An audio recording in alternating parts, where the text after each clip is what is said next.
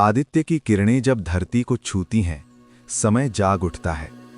प्रकाश और छाया के इस सनातन संवाद में मनुष्य ने सत्य की खोज की, और उसी खोज का पत्थरों में उत्कीर्ण उत्तर है कोणार्क। जहां वास्तु नहीं, काल बोलता है।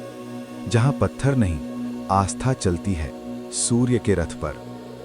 13वीं शताब्दी में पूर्वी गंगा वंश के महान सम्राट नरसिंहदेव प्रथम ने सूर्यदेव के प्रति अदम्य श्रद्धा के प्रतीक रूप में इस महालय की स्थापना की।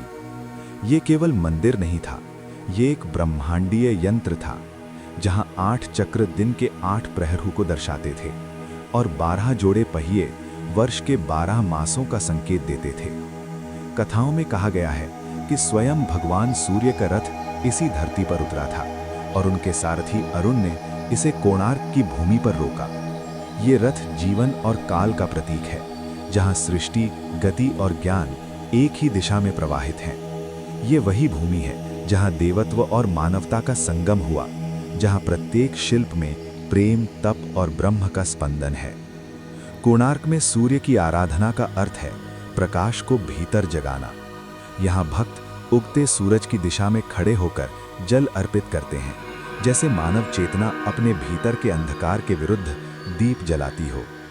मंदिर की नक्काशी में कला, काम, धर्म और मोक्ष के 4 पुरुषार्थ एकाकार हैं। यहाँ जीवन को किसी पाप या पुण्य में नहीं बांटा गया, बल्कि एक समरस लय में अनुभव किया गया। सदियों के क्षरण के बाद भी कोणार्क का रथ चलता रहा है, लोकगीतों, ओडिसी नृत्य और सूर्योत्सवों के रूप में। आधुनिक समय में भी ये मंदिर स्मृति नहीं, प्रेरणा है। विज्ञान की दृष्टि से देखा जाए तो ये ऊर्जा का बिंब है, और श्रद्धा की दृष्टि से जीवन का शाश्वत चलन। ये वो बिंदु है जहां समय ठहर कर प्रकाश बन जाता है। कोणार्क केवल पत्थरों का मंदिर नहीं, ये अनंतता का प्रतीक है।